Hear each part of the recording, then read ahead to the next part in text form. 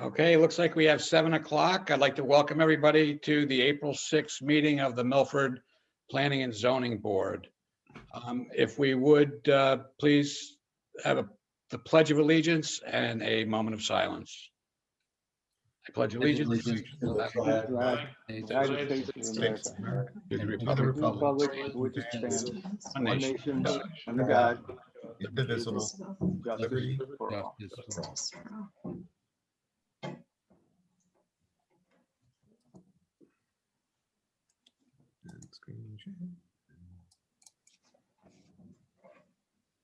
Okay, thank you. Meg, if you would please call the roll. Ms. Austin? Don't think I saw her. She's in the process of entering the Okay, great. Mr. Castagnoli? Here. Mr. Cater?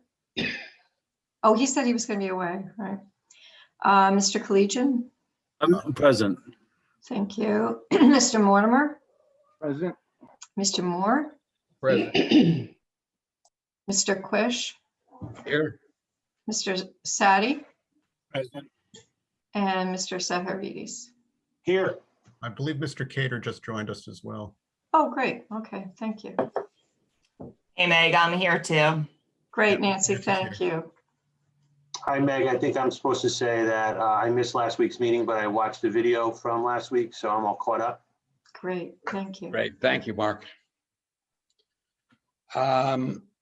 Okay, first order of business, vote by June 17th. 20 Seaview Avenue, Zone R10, petition of Thomas Lynch, Esquire, for coastal area site plan review for proposed single-family dwelling on map 9, block 79, parcel 11, of which Candy LLC is the owner. The applicant has the floor. Good evening, Mr. Chairman, and all the rest of the members of the board. Just for the record, my name is Thomas Lynch. I'm an attorney with the law firm of Lynch, Trimbicki, and Boynton, and my office is located here in Milford at 63 Cherry Street. And I have the pleasure tonight of bringing this application on behalf of my friends Joe and Candy Blickfeld, who are the new owners of the property at 20 Seaview Avenue. The property had been owned by the Bennett family for many years, and Joe and Candy recently purchased the property and have worked with John Whitko, who's also on with me tonight, and Ron Wasmer, who I believe I see Ron somewhere, to put together these plans to present to you for them to construct a new home on this property. So David, instead of sharing, I think we're going to be fairly quick. Instead of sharing the screen, maybe you can go just to the plans and we can sort of reference where the property is. I believe everybody, most especially the chairman, is familiar with this property. It's located on Seaview Avenue in the Laurel Beach section of Milford. Beautiful area. Mr. Sadi also is well familiar with the area.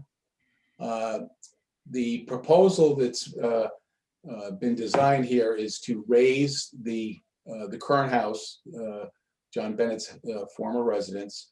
The property is actually located adjacent to the passway that goes from Seaview Avenue to the Laurel Beach walkway. And the plan is to build a new 4,600 square foot house. John will go through the elevations and the floor plans with you. This is actually a non-conforming lot. It's some 8,628 square feet from the Laurel Beach subdivision map from back in, I believe, 1912. With zoning upgrades, the zone classification for this area now is R10. So it is a non-conforming lot, but John has designed the house to meet all the zoning standards for the R10 zone. So there's no request here for setback waivers, or no other applications have been brought to the Zoning Board of Appeals for a variance of any of the zoning regulations for the residents. The house is going to be a 3-story house. As I said, it's some 4,600 square feet. The height of the house to the midpoint of the roof line. John will go through with you, but that is compliant with our zoning regulations. It's designed to be 29.88 feet to the midpoint of the roof. The residents will be in flood zone AE, but again, with all of us familiar with the way that the houses on Seaview Avenue are laid out, with the proximity of the walkway to the shore side of the residences, and then the beach in that area. The residence is some 60 feet from the coastal jurisdiction line. So it's, you know, it's clearly well situated away from the high tide line. There's no requirement for a special permit. This is a straightforward CAM site plan review that's being presented to you. And that's the basics of it. I mean, I'm going to have Ron go through and highlight the stormwater management report that's in your file. That was one of the documents that are submitted to you, and it's on the agenda. And then have John just go through the elevations of this beautiful home that he's designed. But you know, Joe and Candy are very anxious. Joe grew up down Laurel Beach. They've lived on Gulf Street for the last 30 years or so, since Joe developed the Evening Side subdivision back in 1991.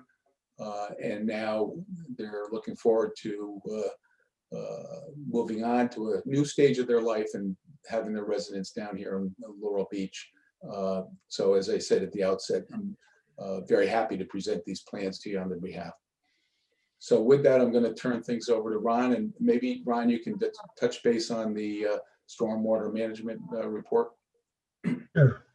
Good evening. For the record, Ron Wiseman, professional engineer and surveyor with an office at 158 Research Drive. Together with John and Tom, I assisted in preparing the plans. We did the grading, drainage, and utility plans, as well as the survey of the property. And I prepared the coastal area management report. In regards to the coastal area management report, there is one resource located within the property, and that's the coastal flood hazard. The proposed house conforms to the requirements of the coastal flood hazard. The house will be served by public water, public sewer, and underground electric. I've prepared a storm drainage report. It's a relatively simple single-family lot, but we prepared a report in accordance with the City of Milford requirements, and we have some small underground storm drainage galleys that the roof drains will connect to. I will be happy to answer any other questions. John put together the site plan and of course the building plans, and I'll turn it over to John now. Thank you. Thank you, Ron. Yeah, so the site I think is pretty well taken care of by Tom and Ron, but yeah, we do conform. We have the zoning data chart on SP1 that calls everything out, all the conforming zoning regulations. So the building, as Tom said, 3 stories. David, do we have the plans that we can bring up on the screen? Boy, you want everything. Yeah. It's such a beautiful house. I want everybody. Thanks, Tom. Hold on. Yeah, the house itself, I can get started. We raised the floor to conform with the design flood elevation, and it's a slab on grade basically. So there's no open crawl space or basement underneath the floor. So it's a very tight and leak-proof house. Garage is below the base flood elevation. So we did provide the venting devices, so any water could come in and leave the garage just as easily. The living space is on the first floor. The bedrooms are on the second floor, and we have a walk-up attic. Yeah, the sections show that. So that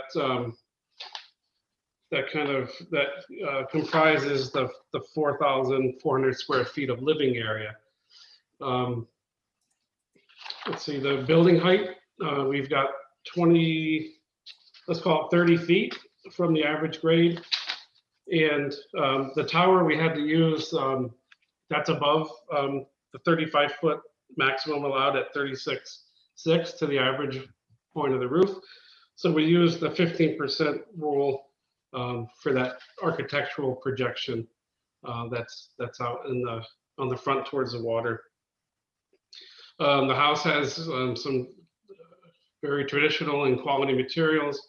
The front porch is essentially river stone with the entry canopies and some sweeping roofs. That the river stone base is brought to the side of the building and towards the back. And we also have some stone at the covered patio at the water side.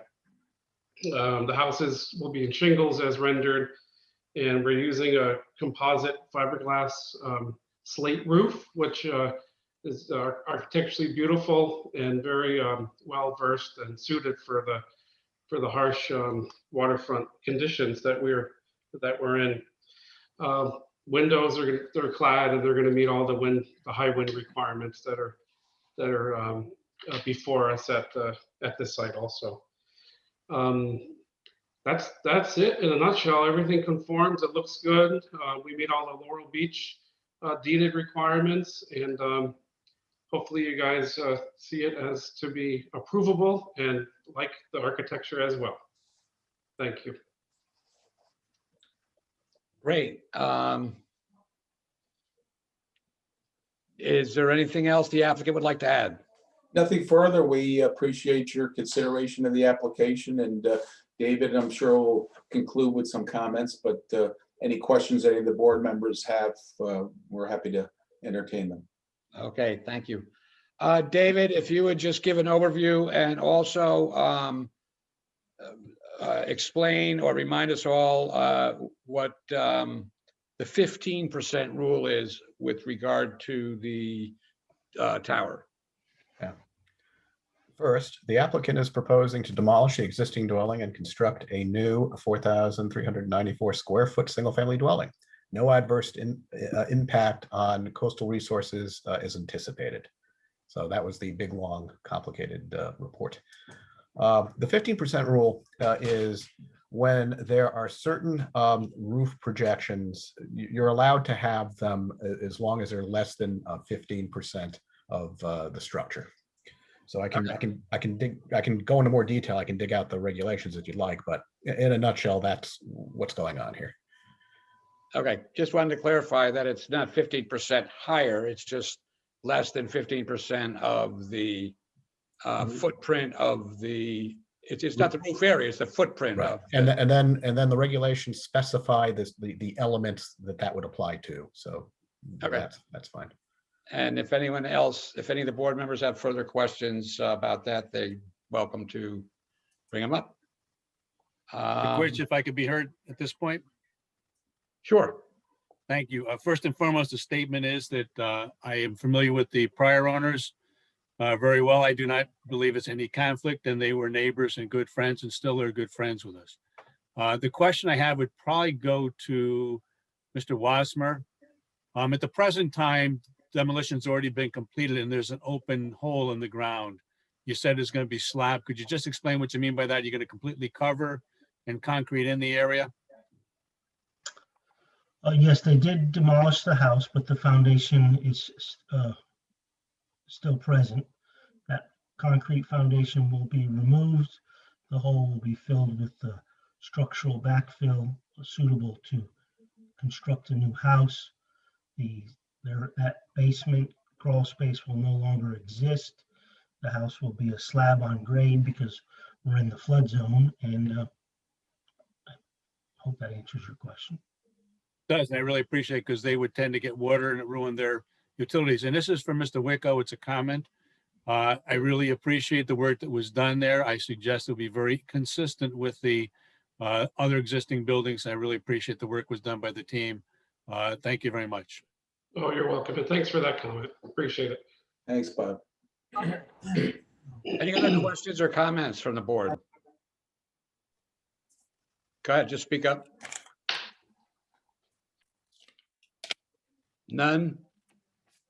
Yeah, seeing none, then I would hear a motion. I'll put a motion in, Jim. Okay, thank you.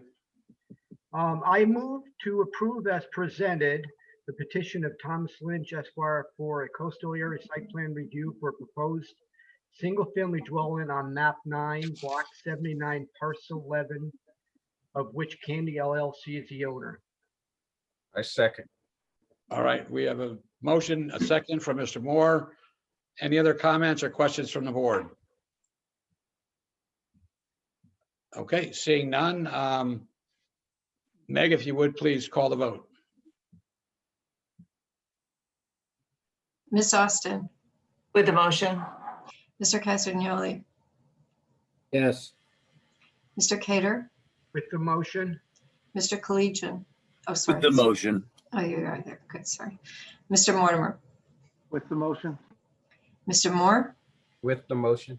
Mr. Sadi, With the motion, Mr. Zaharidis, With the motion. and Chairman Quish. I'm with the motion. Thank you. Okay, motion carries, and I too would like to weigh in on the architectural detail. The design of the home is really very, very nice, and it'll be a great asset to the city and to the local neighborhood. So thank you. Absolutely. Thank you. Thank you for that. Thank you. Thank you. Good night. nicely done. The next order of business is 59 Hillside Avenue, Zone R5. Petition of Thomas Lynch Esquire for a coastal area site plan review for a proposed single-family dwelling on map 48, block 724, parcel 2, of which Nicholas Aquilina is the owner. Thank you, Mr. Chairman. And again, just for the record, Thomas Lynch on this application, representing my clients Nick and Denise Aquilina, who are the owners of the property at 59 Hillside Avenue. They purchased the house recently, the property recently, prior to Superstorm Sandy. There was a residence on this house. It was then destroyed. David has the site plan, the second page of the site plan. The first page shows the existing conditions, which basically is just an empty lot. It's adjacent to one of the playground areas, the city playground areas on Hillside Avenue. And there's the remnants of a detached garage that's left. But what you have on the page on the screen in front of you now is the proposed residence. So this property is located in the R5 zone. It's again, a non-conforming lot. It consists of some 4,638 square feet on a 1908 subdivision map of the area. So it's a legal non-conforming lot. The zone classification R5 required us to appear before the Zoning Board of Appeals in January. We received a variance of the side yard setback in that zone, which is required to be 10 feet on one side. My clients received a variance from the ZBA from the required 10 feet to 8.3 feet to allow the construction of this house, which is a fairly narrow house. It's only 22 feet in width, but that's the nature of the houses being constructed now down on Hillside Avenue. They're narrow lots, and you can see from the architectural design and the plans, this house conforms in great respect to the other houses that have been built on Hillside Avenue, especially the ones reconstructed after Sandy and Irene. So the plans were prepared by Jeff Gordon and Bob Weway at Codaspody. Joe Codaspody prepared the survey that's been presented to you. The proposal is a 3-level house with a garage on the first floor, 2 levels of living space, comprising a total of 2,750 square feet. The height of the residence at the midpoint of the peak is 31.6 28.8. So that conforms to our zoning regulations. You can go up to 35 feet. This is 31.8. The base elevation for zone AE and VE, where the house is basically located, is 13 feet. The house and almost 95% of the deck are in the AE zone. There's a very small portion of the deck which is in the VE zone. So rather than having the entire structure comply with these VE zone requirements, as is typical again, the deck is detached from the house. It's a separate structure. There's a very small gap between the house and the deck so that the house conforms to the AE zone requirements for construction. The first floor elevation for the house is 16.5 feet, which is some 3.5 feet over the AE requirement. The plans were reviewed by the city engineer. I received a call from Greg Podleski yesterday. He wasn't able to review the revised plans that had been sent to him by Jeff Gordon. There were a couple of comments that zoning staff had asked for Jeff to revise the plans midweek last week, towards the end of last week. Greg's review, which is in your file, was based on the original plans, but I did speak to Greg this morning. He wanted me to convey to the board, and then David obviously can supplement my comments, but he wanted to convey the fact that he did speak to Jeff Gordon. Any of the comments that he raised in his April 5th memo were considered by him to be minor in nature, and that prior to issuance of permits, any revisions that he had asked for in that memo, Jeff assured him that he would get to them, and that could be a condition of this board's approval tonight. But that's basically it. And if there's any questions, I'd be happy to entertain them. The one thing I will note, and David just had it on the screen, the distance between the high tide line and the deck was calculated to be 37.4 feet. So that did not necessitate a special permit application. Again, this is being presented to you as a CAM site plan review only. It's actually 30, I think the measurement is actually 34.7 feet. Thank you. Okay, thank you. David, if you would give us an overview. Sure. The applicant is proposing to construct a new single-family house where one previously existed. The proposed house is zoning compliant at approximately 32 feet in height.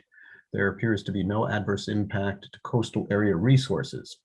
The issues, comments identified in the Inland Wetlands Office letter dated 4/5/21 include, but are not limited to, providing a larger anti-tracking pad and preventing water from being directly discharged into the wetlands.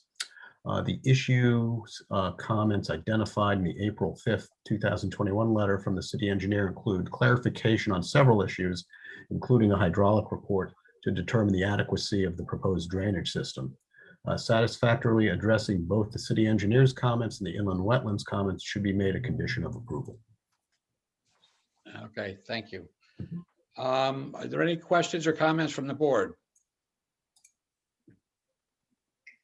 I just have a question on that deck. This is a freestanding deck. Is that what I'm hearing? It's not actually attached to the house, but it's separate? That's correct. Yep. Interesting. How big is the gap? It's literally an inch or two, no more than that. Okay. Any other questions or comments from the board? Okay, seeing none, I'd hear a motion. Chairman, of course, Mr. Sadi would like to make a motion, if I might, please. Go ahead.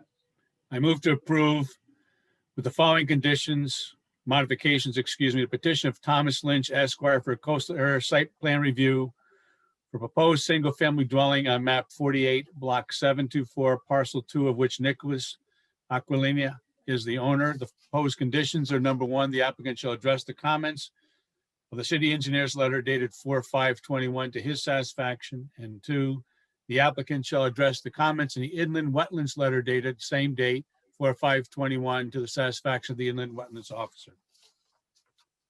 Thank you. We have a motion. Do we have a second? Joseph. Second. We have a motion and a second. Is there any discussion on the motion? Seeing none, Meg, would you call the vote? Ms. Austin, With the motion. Mr. Casagnoli, Yes.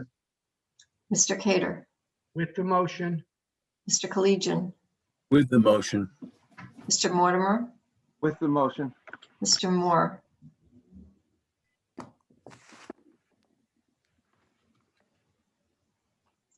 Carl, did you? With the motion. Thank you. Mr. Stati, With the motion. Mr. Zaharidis, With the motion. and Chairman Quish. I'm also with the motion. Thank you. Motion carries. Thank you. Thank you. Next order of business is 117 Hawley Avenue, Zone BD1, petition of Kevin Crusading Esquire for a coastal area site plan review for proposed construction of a two-family dwelling on map 60, block 742, parcel 9, of which Jennifer Federico is the owner. Good evening, Mr. Chairman, members of the board and staff. My name is Kevin Crusading. For the record, my office is at 3 Lafayette Street here in Milford. This is also a coastal area site plan or CAM application. The difference here is that this is not a single family residential zone. This is a Bd1 zone, which are there's some small Bd1 and Bd2 zones sprinkled throughout the city. Woodmont, this area is close to the old Scribner's, kind of diagonally across the street is where this lot is located.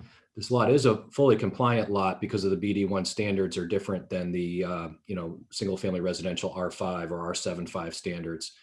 It also allows for mixed use or commercial use or two-family use.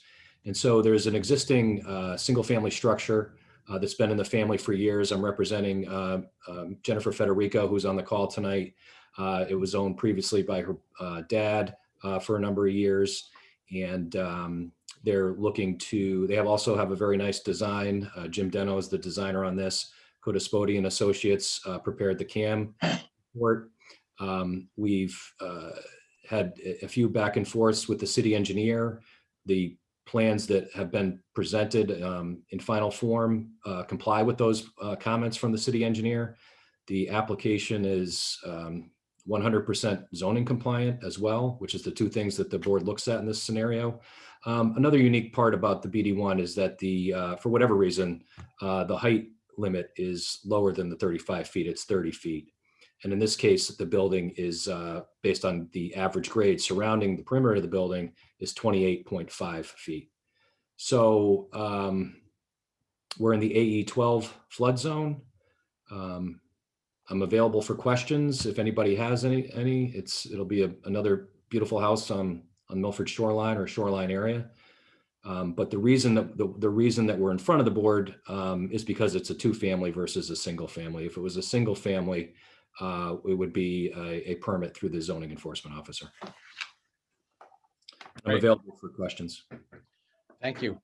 David, if you would give an overview and also refresh us a little bit on BD1. Sure. The applicant will be replacing an existing two-family, I think it's a one-family house with a two-family house of 4,420 square feet and a height of 29 feet. Although parking is not required in the BD1 zone, 2 garage spots are provided for the property. There appears to be no adverse impact to coastal area resources. So the BD1 zones, there's a couple of them, are like they're old business hubs, old sort of downtowns for specific areas of town. So, this is, I believe, in the Woodmont area. So, that was the urban core. So much like the MCDD in downtown Milford, it's older, it's developed, setbacks are less, requirements are less, just because of the nature and character of the area. So just as Mr. Crusaden said, you can do an awful lot here. You can have mixed use buildings. You can, basically build up to the property lines. You can do a lot of very urban, urban style things in this zone. And off the top of your head, where do we find the BD zones? Is this primarily just Woodmont? There's a couple of them. I'd have to pull up the map, but you have Woodmont. I think on Melba Street, there's one. I think there's a couple of there's a couple of others. I think there's one way out New Haven Avenue. There's one in Bayview too, David. There's one in Bayview. So not to be confused with the BD zone, because we have BD zones and Bd1 zones. So they're similar, yet just slightly different.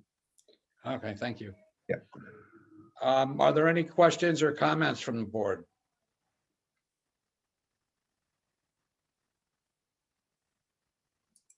Seeing none, I would hear a motion. Mr. Vice Chairman, Attorney Mr. Sadi for a motion, please. Yes, go ahead. Thank you, Mr. Chairman. I move to approve as presented the petition of Kevin Crusaden, Esquire, for coastal area site plan review for proposed construction of a two-family dwelling on map 60, block 742, parcel 9 of which Jennifer Federico is the owner. No conditions listed. second. Okay, we have a motion and a second. Any discussion on the motion? Seeing none, Megan, you would call the vote. Did I hear anything? No, okay. Sorry, I had a hard time unmuting myself. Ms. Austin, With the motion. Mr. Casagnoli, Yes, Mr. Cater, With the motion, Mr. Collegian, I'm with the motion. Mr. Mortimer, With the motion, Mr. Moore, With the motion. Mr. Sadi, With the motion, Mr. Zaharides, With the motion. and Chairman Quish. I'm also with the motion. And again, kudos to the design. It is a very attractive building, and it'll be an asset to the neighborhood. Thank you.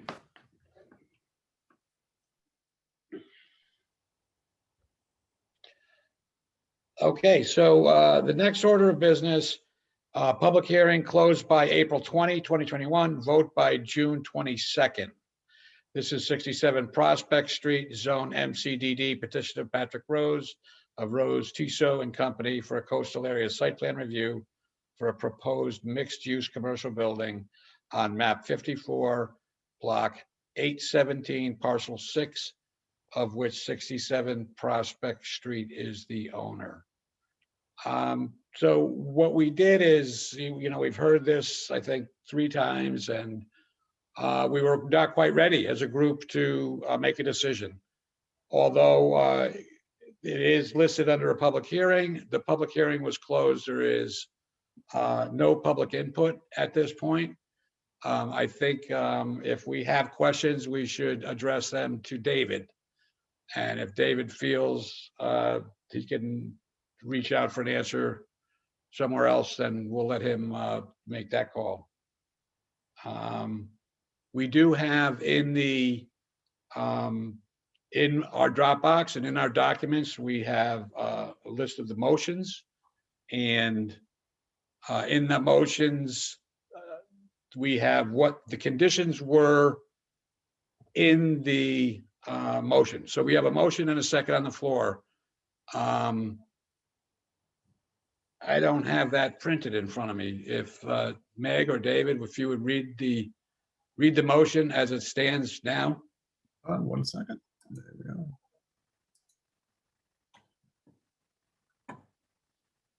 Do you see that? Yep. Okay. All right, so thank you. Yes, so the motion was to approve as presented. 67 Prospect Street, Zone MCDD, petition of Patrick Rose, Rose Tissot and Company for coastal area site plan review for proposed mixed use commercial building on map 54, block 817, parcel 6, of which 67 Prospect Street LLC is the owner. The proposed conditions are: 1, the original house shall be restored in accordance with the stipulated judgment of 9/21/20 between 67 Prospect Street LLC and the City of Milford Historic Preservation Commission et al. In its entirety, including the requirement that the original house siding be rehabilitated with wood and a bronze plaque to be installed. Number 2, any further discharge of water and runoff from the site shall be the sole responsibility of the owner of 67 Prospect Street. All trees to be installed along the northwestern lot line directly to the left of the Baldwin House shall be a minimum of 15 feet tall when application for certificate of occupancy is made.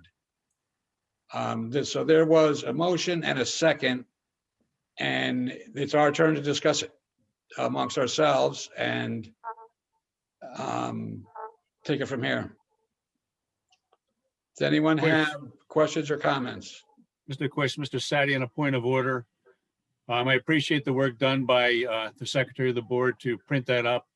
Just want to verify that through you to Mr. Castagnoli, this is the motion that he made and he agrees to, because I know there was a question of amendment at some point, but want to make sure that the proponent is happy with the motion as read by the chair before we take any action on it. Yes, yes, that's the motion I made. Yeah, with those conditions. Yes. Thank you, Mr. Chair. I have nothing further at this point. Okay. Glad to hear from any member of the board to, just express your thoughts. You're welcome to do it now. So we talked about 7.1.3.1 and Attorney Lynch's interpretation of that. Is it the city's view? Is that in line with his interpretation of that law? Because I know there's conflict there between the two versions.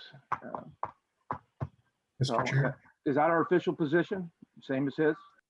I don't think we actually have an official position. If in fact we want to get an official document from the city attorney, we'd have to have a vote to request that from him. My personal understanding, having spent some time on it and having read it, is that Section 7 gives us leeway to make stipulations, but it doesn't really give us the firepower to out and out deny a site plan review. We have whatever, the interpretation is of the limitations on what our discretion is in putting conditions on an approval. At one point, there could be a lot of different ideas, and then at the end of the day, either it's negotiated or the courts decide. But I think it's pretty clear that we don't have the authority to just say no.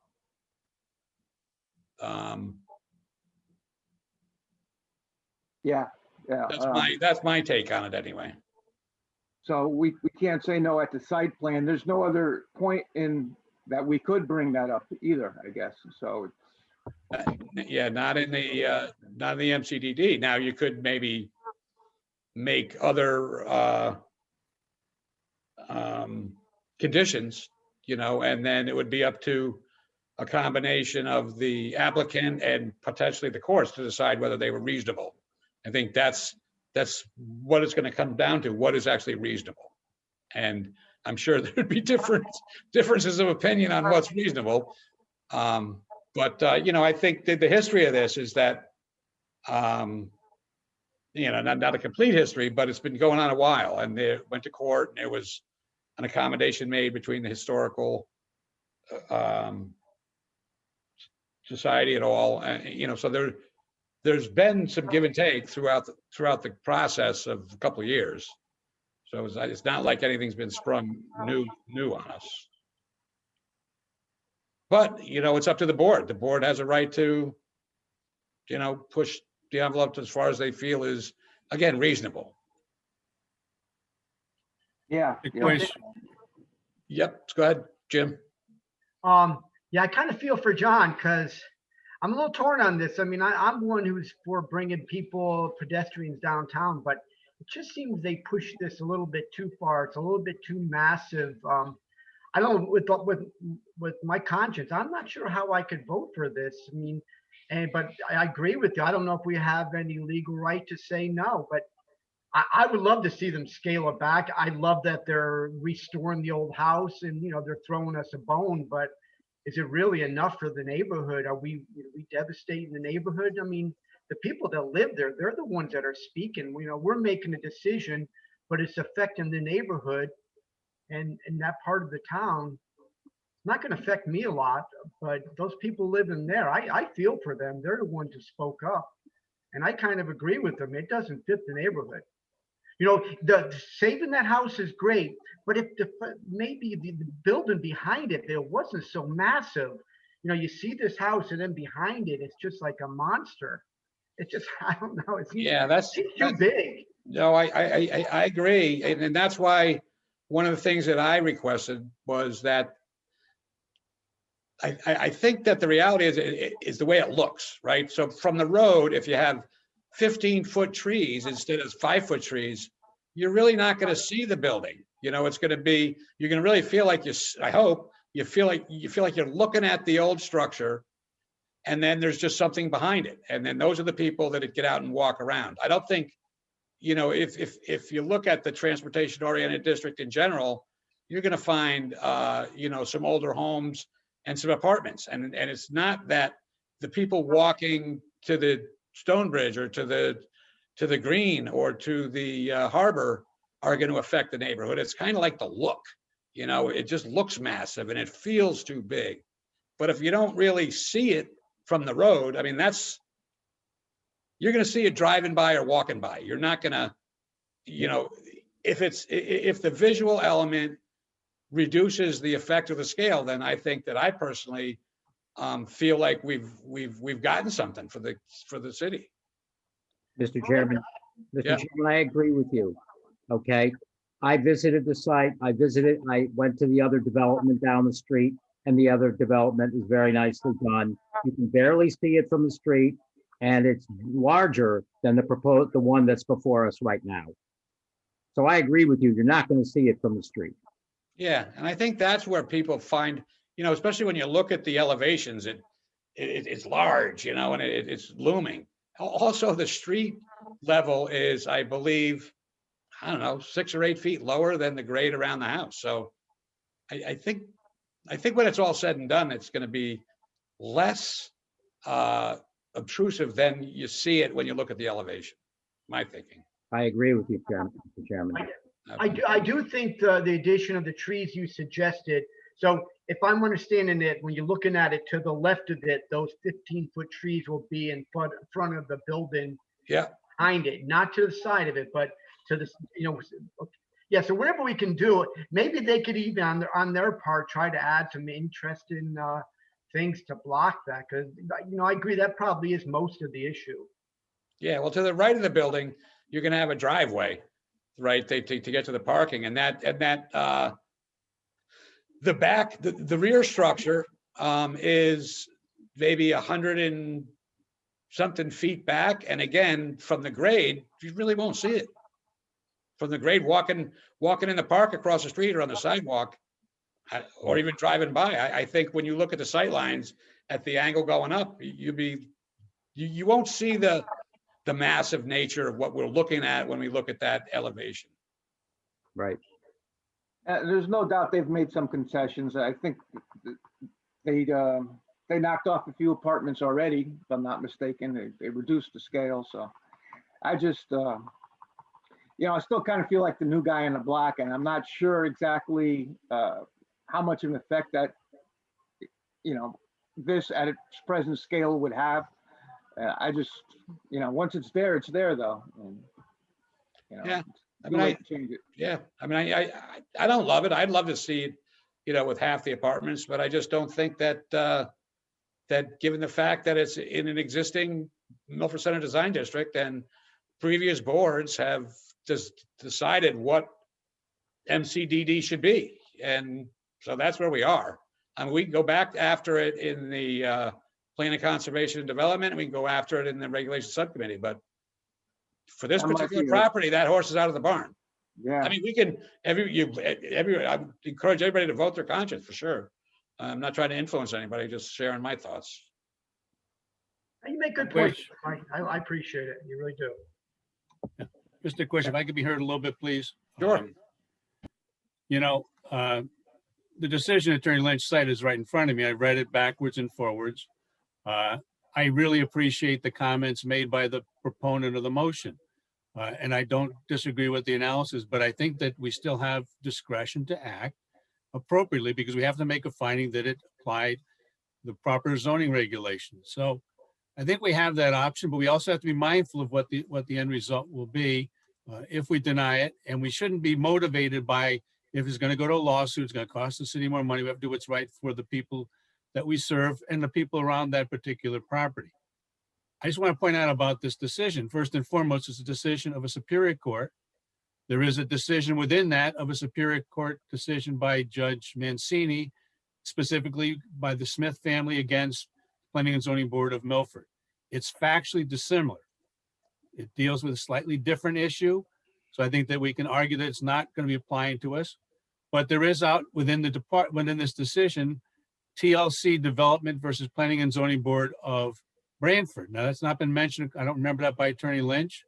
But in any event, that indicates that there is really a little bit less discretion, but I think that we still have to vote our conscience.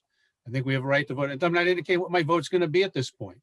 But I think that it's a very difficult situation. And the points made by Chairman Quish just now is that we're faced with the situation as exists in 2021. It certainly could well have been impacted by decisions by prior boards. And we are still at the point where we have to follow the rules and regulations. And we have to answer it properly. I'm not suggesting we continue this anymore tonight, but I suggest that the city has not given us a specific decision. They've cited a case to us. That's all I have to say. Thank you very much. Thank you. Appreciate your thoughts. Does anybody else want to give their opinions or thoughts on this? Well, seeing none, we do have a motion and we do have a second. We've had our discussion. So Meg, if you would call the vote. Okay. Ms. Austin, With the motion, Mr. Castagnoli, Yes. Mr. Cater, Okay, reluctantly, I'm going to say yes as well. Mr. Collegian, I'm with the motion. Mr. Mortimer. I'm gonna have to be a no, So that's against the motion. against the motion.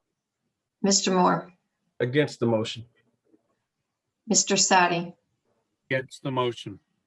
Mr. Zaharidis, Against the motion. and Chairman Quish. I am with the motion.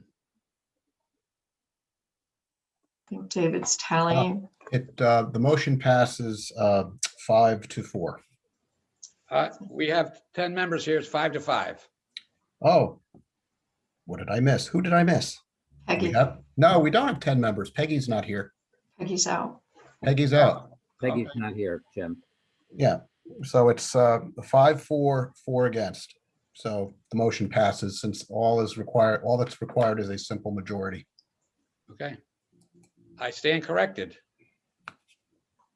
Okay, motion passes.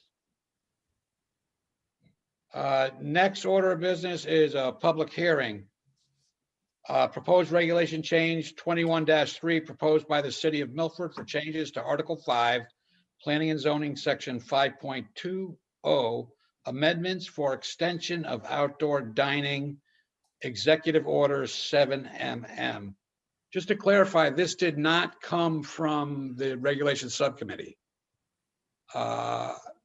This came from, David, you'll clarify that. That came from staff. It was formulated in-house in response to what we perceive as a need to be able to address the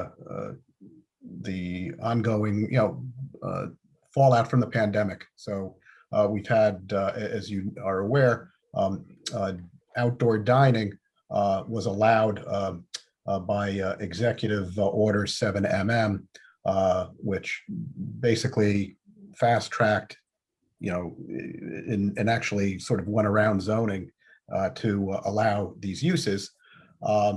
And in anticipation of the executive order expiring this month, we put together this regulation.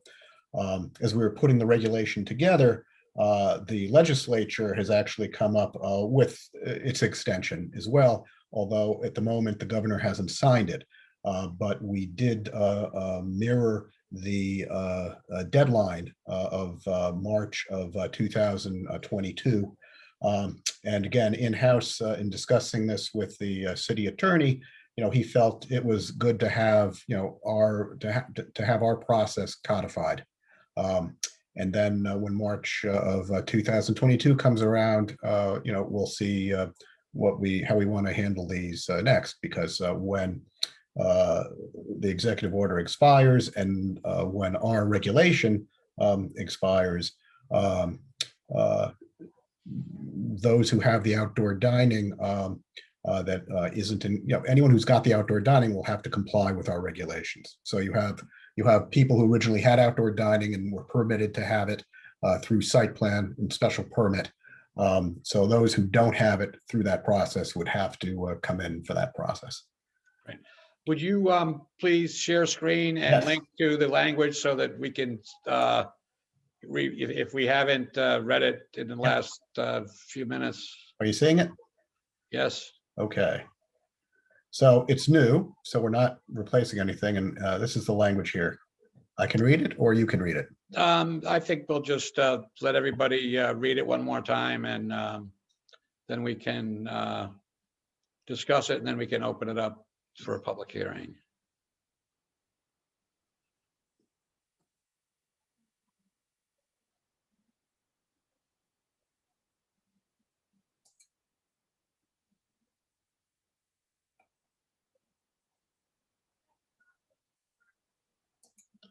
Okay. Does anybody on the board have questions or comments before we open it up to the public? I have a number of questions, please. Go ahead. Mr. Chair, through you to Mr. Sulkus, could you explain why we need to do it now first? Well, again, this was in the works prior to the expiration of the executive order. The executive order is still in place, but I believe is supposed to expire at the end of the month. So without any state regulation, if the order expires, then everybody who has created outdoor dining that this board hasn't approved would have to cease having outdoor dining. Okay, that's the second question. A little bit confused by, you said that people have not had the outdoor dining approved. Are we going to add additional dining to the city of Milford? Are we going to have less dining? Just because it didn't go through the committee. We're just trying to sort this out. Sure. So let's just back up just a little bit. Under our regulations, anybody who has a restaurant or a eating establishment can, by special permit, apply to have outdoor dining. Now, based on site constraints, the size of the site, the amount of parking, many of them would not qualify under our regular permit process. And that's why prior to COVID and the executive order, they didn't have any outdoor dining, or they had very little. So COVID hits, the executive order is created. Now, it doesn't matter during this executive order what our standards are for outdoor dining. If they want to use their parking lot, they can have outdoor dining in their parking lot. If they want to use sidewalks, they can use sidewalks. If they want to use landscape areas, they can use landscape areas. undergoes a review by the city from the health department and the fire department for safety, but that's it. So right now we have many places in Milford who have outdoor dining that wouldn't be able to have outdoor dining if it wasn't for the executive order. So in anticipation of the executive order, expiring, we thought in-house it would be a very business-friendly thing to do would be to allow these outdoor dining uses to continue basically as they have been under the executive order. Okay, so I appreciate that. If you could explain, so we're down to the third line of the, where it says all temporary dining. You picked the date of March 31st, 2022. Where did that date come from? That came from the proposed legislation by the House and the Senate, the Connecticut House and Senate. They have moved a bill to the governor's desk. They're just waiting for his signature, and we're all assuming he's going to sign it, where they're basically extending the executive order, but they're codifying it themselves. And that is the date that the state's legislation would sunset and expire. Okay, and then I have a problem with the next line. Okay. It says the expiration date, which would be March 31st of 2022, would be extended by the administration without us getting involved in it. That is being proposed, correct? That is, but you don't have. Why do you want to take the power away from us? Again, this was an in-house recommendation that is obviously subject to your review, and you can change the language as it's proposed. Thank you. I have nothing further, Mr. Chair, at this point. Thank you, Mr. Sulkus. Thank you. Any other questions or comments from the board? Seeing none, this is a public hearing. Sorry, I had a quick question. Please, go ahead, please. This is for staff, and maybe you may not be able to answer this, but what are the compliance and regulations if they do not adhere or comply, besides ceasing to not having an outdoor establishment? Is there a monetary some type of restriction in regards to that? If this isn't passed, or if, say, this is passed in some form and March 31st of 2022 comes, they're in violation of the zoning. So basically, when we have zoning violations, the city sues the violator. We don't fine them. We don't have the ability to fine zoning violators. We just sue them. So I don't know if that answers your question or not.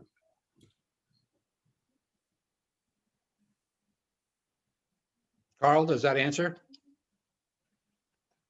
Yes. Okay. Any other questions or comments from the board? Mr. Chairman. Yep. Mr. Chairman, Dave, do you recommend us passing this? I think you should pass it in some form. Okay. All right. Thank you. You're welcome. I comment, Jim? Yeah, please. Personally, I think it's a good idea. I like it. I think it's been a nice addition to the town. The one concern I would have is I've seen a couple places where I'm not sure if they're compliant with the state. I think they need to have 6-foot passage in front of, like on sidewalks. I've seen a couple of people comment about that in certain areas. Personally, I'm okay with it. I think it adds a quaintness to the town when I see people eating outside on the sidewalk. So I like it. I think it's good for the businesses. I think it's good for the character of the town.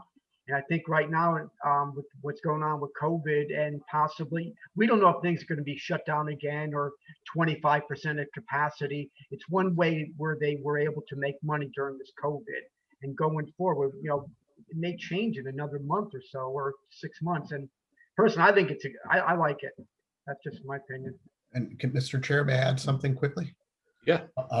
We have in our zoning regulations an annual sidewalk seating permit. So we were sort of ahead of the curve. So,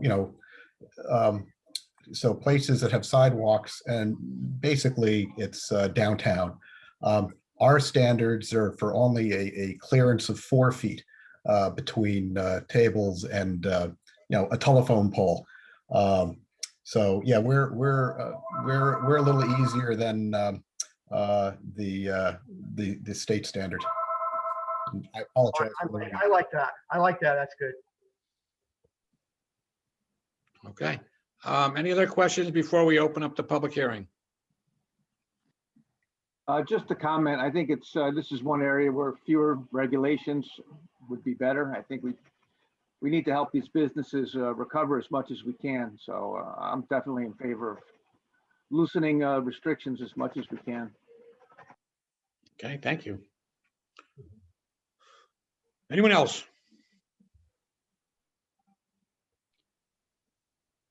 Seeing none, this is a public hearing. I would invite the public to speak. If you have something to say, either for or against, please wave your hand or identify your desire to speak electronically on a Zoom platform. David will be the gatekeeper. If you do want to speak, please state your name and address for the record. Donna Ducko waved her hand. Yes, I did. Thank you, David. You're welcome. Good evening. Donna Dutko, 236 Buckingham Avenue. First, I want to say I'm very much in favor of outdoor dining. I think it's excellent. It does a great thing. It gives a great image to the town, and it makes us feel friendly, I think. I do have one concern, which actually Mr. Sadi pointed out as well, is the said expiration date may be extended with administrative approval. My concern is it's not time bound. And to me, it has no expiration, if you know what I'm saying. So I think that the language should be tweaked a little bit just to say, give it a time bound, a year or 6 months or something after, say, the governor's executive order expires. Thank you. I think that's important. Okay. No, you can, I'm not shutting you off. If you have more to say, please feel free. Well, no, not particularly, just that I think it needs to be time bound so that at some point the board can go back and make it either permanent and official or not. So just put a time limit on the current language. That's all. Thank you. Thank you. Okay, the next person who would like to speak is Ellen Beatty. Hello, thank you. My name is Ellen Beatty. I live at 32 Elm Street in Milford. And just as an aside, free association, we ate out last night downtown Milford in the most beautiful weather day, and then one again tonight, and just barely made it to this meeting, which was on my calendar to attend. So that goes without saying. The outside dining has done much in a lot of ways for the town, but I think that that's in one way a red herring. I may be that I'm need to get up to snuff. I thought the issue was whether or not a business could bypass the planning and zoning. And so to some of the very good points, Member Kadish, whether or not you're for or against the open air dining and whether or not it's good for downtown and whether or not we want to promote business is irrelevant. It's whether or not you want to do it outside of the planning and zoning. So that's the first question. Thank you if you clarify for me. And if I'm not sure, maybe others are not sure.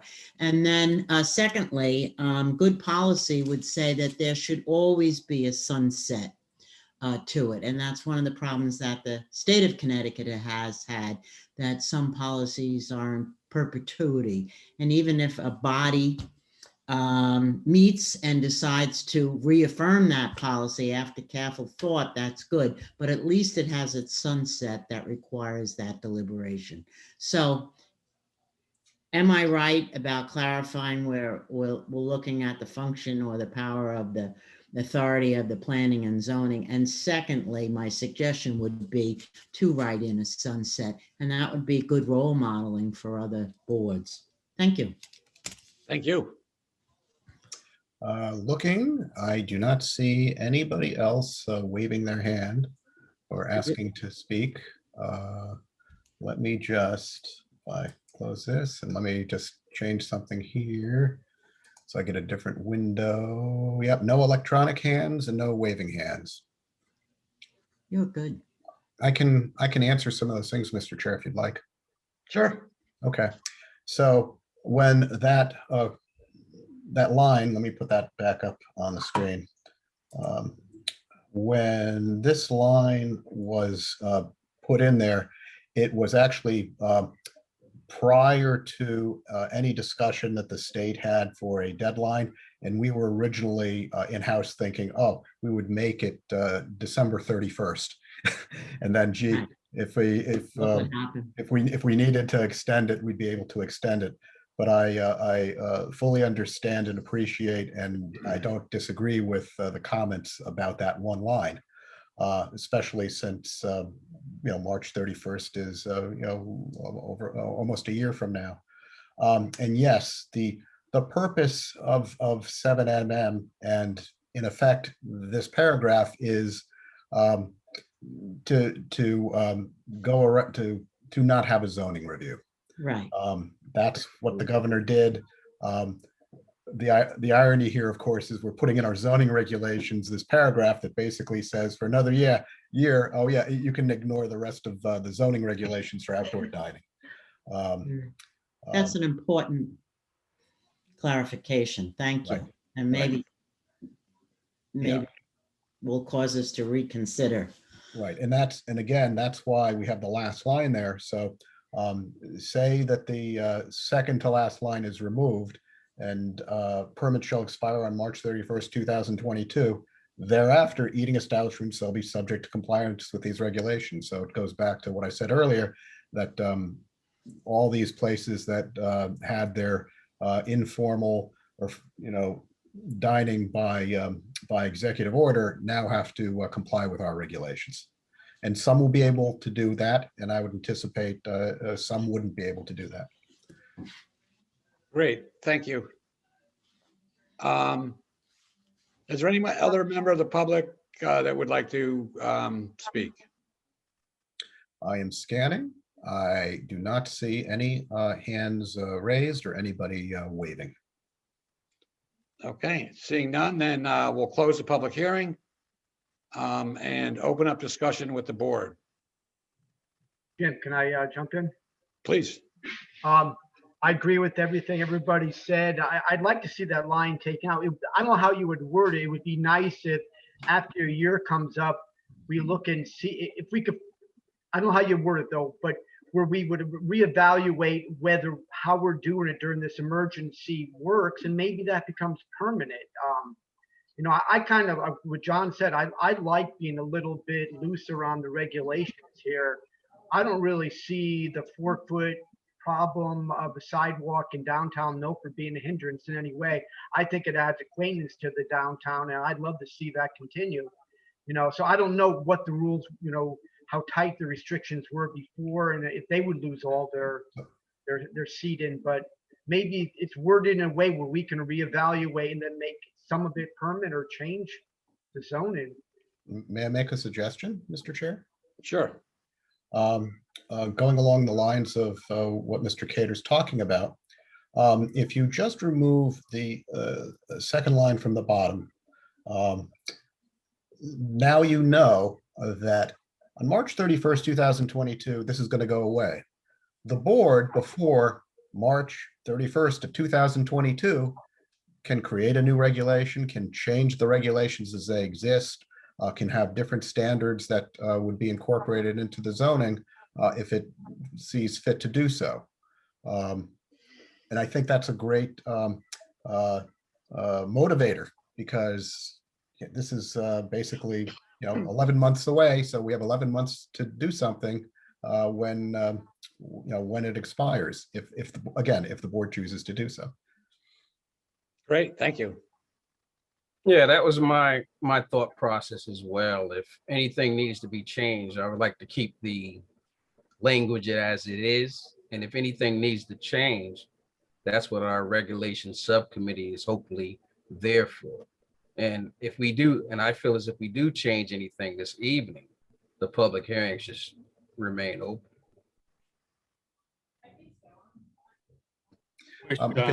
If it helps the board, depending on the amount of change you do, if you were removing that one line, you wouldn't necessarily have to keep the public hearing open because you can modify this regulation. It's your own regulation.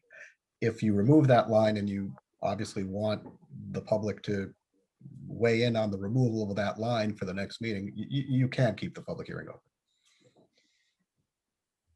Okay, I mean, I think that the concept that we have had relaxed regulations because of COVID and that they've been a benefit to the restaurant owners, as food purveyors, and the general public. I think we all kind of agree on that.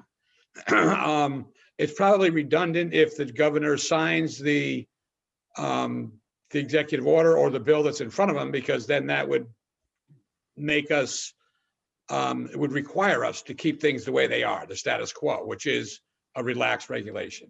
If we want to pass this, I think that we have a number of people that made a good point that it should not be administrative. It should be come back to the board in 1 year. And if in that year we decide to do something in the regulations subcommittee, or if some group wants to propose a change and put forth a proposed change, then that can happen. I think this buys us a year, but I'm in favor of keeping the board involved after a year, as we've heard from other people.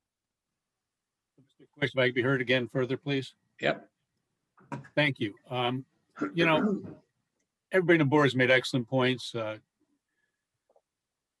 Ellen Beatty's made good points, but the concern I have is this: why do we have to do it now? Why do we have to do it at all? A couple of things going to be happening if we do it today. First and foremost, half of the board is up for election this year. We don't know what the consistency of the board is going to be in March of 2022. I'd like to know how many of these outdoor establishments are in effect, because really we are making a zone regulation change without really a proper study of it, which we normally would do. And I think that's appropriate that staff felt this was something that was necessary to protect our business owners. I don't disagree with that part of it, but we could do two things. I think kick it out a month and see how many establishments are there, how many of the zoning regulations are going to be affected. And I think that Mr. Moore's question was answered by Mr. Sulkus, that, unfortunately, we don't have a lot of ways of enforcing it, but, to just open this up and have outdoor dining all over the place and not have any zoning control whatsoever, we have to be mindful of that, especially going beyond the 2022. I'm suggesting we. Well, we did actually, but I'm sorry, finish. I'm just suggesting that that's just one part of it, but I'm suggesting that we'd like to get this done sooner than later. Mr. Sulkus said it's up on the governor's desk. Let's find out what the governor says. We can give it a proper study, do the normal ways that we find out when we go to a zone change. And we've been through many of these zone changes and we've seen how long it's taken. I'm saying to wait a month doesn't make a difference in the overall mix of affecting when what the governor's going to do. Now, if we have to, we could put it back on in 2 weeks. That's my thought. Okay, let's just look at that timeline. When is the present executive order expire, David? My understanding is it's supposed to expire April 15th. Okay, so the people that have outside dining now, that have been permitted to do it under certain regulations, it wasn't just do what you want. You had to fill out an application, it had to meet health department standards. For the people that have not gone for a special permit, but have gone ahead and had outdoor dining through the executive order of the executive order. Yep. So those people would be not allowed to serve outside on April 16th if the governor doesn't sign what's on his desk. Correct. I figure Correct. he probably will. Correct. But if he doesn't, we have however many tables and seats that are permitted today that will not be permitted in 2 weeks. Correct. Okay. Mr. Kush, I have to disagree with you respectfully. The governor's 7mm, is that what's ending on April 15th through you to Mr. Sulkus? Yes. And that 7mm is covering not only the outdoor food and beverage services, it includes other portions of society in the state of Connecticut. Does it not, Mr. Sulkus? It does. So, I mean, be aware, there, the public bill that he's talking about is going to enact a public act. It's not going to be extending it. So, I mean, if April 15 comes and goes and this public act is not signed, I suggest, is still going to be going forward. And I assume that the legislature knows that. They will deal with it appropriately because it's not going to just affect outdoor dining. It's going to affect all of the rules, such as opening businesses, opening the courts, opening public buildings that are state. So I think there's a lot more to it than just allowing people. My point is, I don't think if the governor doesn't sign this bill by the 15th, that there's not going to be any outdoor dining allowed in the state of Connecticut. That's just my view on the bill and how it works. That's not what I'm saying, Mr. Sadi. What I am saying is that in Milford, Connecticut, there is a certain number of outside tables and outside seats that are permitted through a process in Milford with health department review and enabled through the executive orders of the governor. The executive order has a sunset clause for dining. Anyway, I'm not really interested in everything else. This is not germane to this this board. But on the 15th, if the governor does not sign an extension or whatever's in front of him, then those seats and those tables in Milford will not be permitted. If diners go there and restaurants keep them open, they will be in violation of our planning and zoning, because they're only permitted to do it through the executive order, enabled through the executive order, and controlled by whatever process we have in place, which is you fill out an application, you show a drawing of where the tables are going to be, the health department reviews it. So all those outdoor seats that have been permitted over the last 8 or 10 months would now be illegal if we don't act and if the governor doesn't sign it. I imagine they'll sign it. So it could be moot if we just wait. But the downside is that we could have however many hundreds of tables that are permitted today would be illegal on the 16th if the governor doesn't sign an extension. Right. So, Mr. Chair, just to reiterate, we came up with this regulation because the city attorney, in consultation with economic development and us, it was their belief in reading the executive order that when 7mm expires, it's expired. So you would be correct in saying that on the 15th, these tables, are legal. On the 16th, they won't be legal anymore. So that's the reason why we came up with this. Okay. I'll hear from any members of the board. I'll jump in. Sounds to me if we remove that line that David suggested, everybody's covered. And then we have a year to figure out what to do if we want to make it permanent, change the zoning regulations. But everybody can continue on as they are right now. The board still is in control. If you just take out that there where we have no control, it keeps it going at least for another year. So we have a year to figure out. Bob, your concern will be solved. We don't know who's coming in next year. They can come in, they can make the decision, or we can make the decision. We could see how it goes, change the regulations. I don't know, it seems to me that kind of covers everybody's concerns, huh?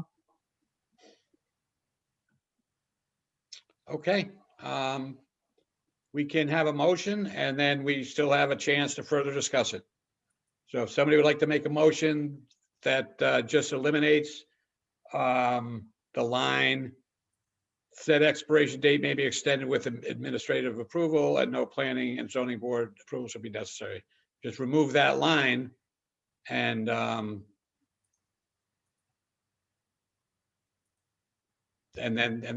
covers the discussion. I don't know that anyone will vote for it or against it, but I think that's where we're going. That's the motion that someone could make. Just reiterate, David, was that kind of what you were saying? Am I correct? Yeah, You feel that kind of will solve everything? Well, I think it would address all the concerns I heard from the various board members who were uncomfortable with that one line.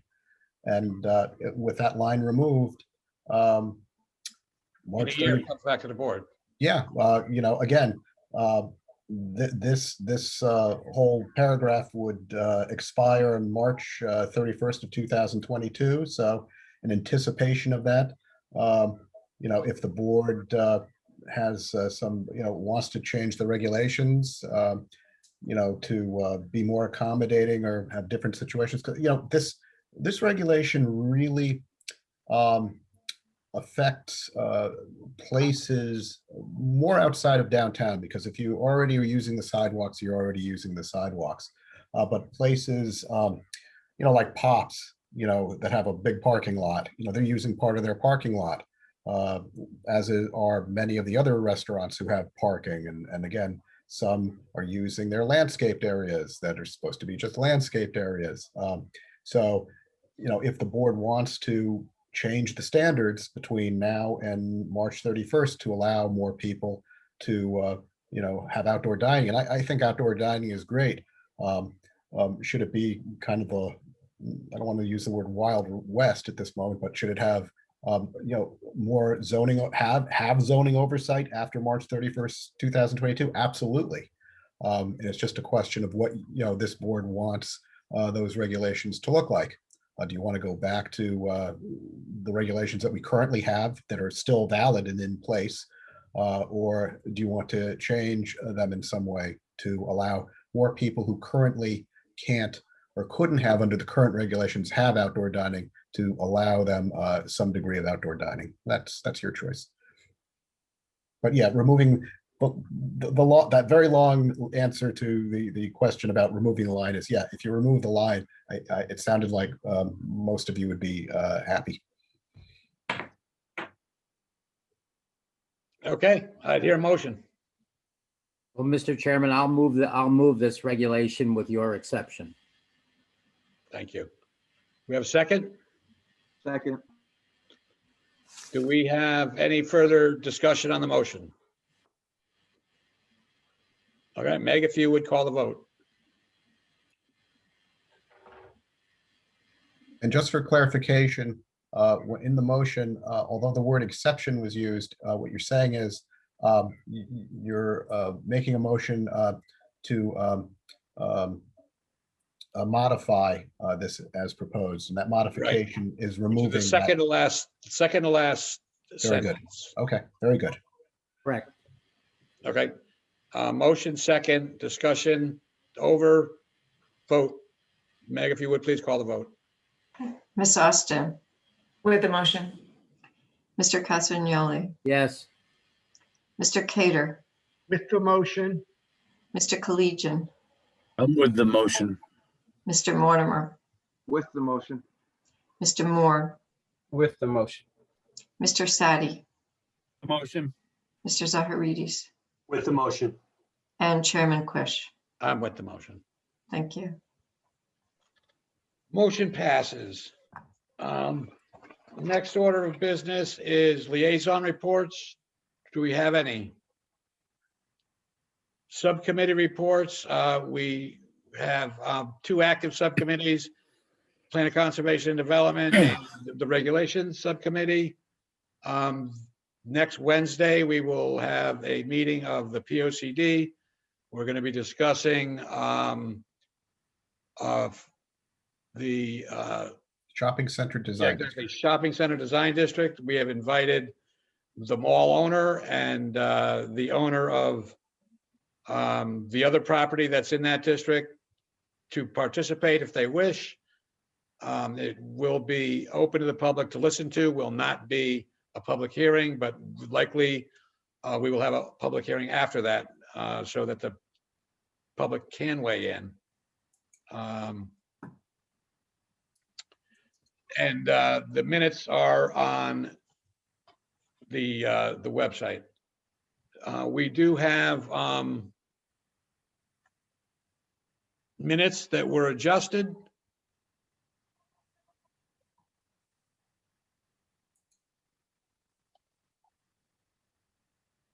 Sorry about that. I'm running out of battery here. We have minutes that were adjusted. Do we have a motion to approve the minutes? So moved, Mr. Chairman. Okay, without exception. They're approved. Chair's report, I have none. Staff report. None this evening. Okay, I want to thank everybody for their time and consideration, and we are adjourned. Have a good evening, everyone. Thank you. Good night, everybody. Good night. Bye, everybody. Night.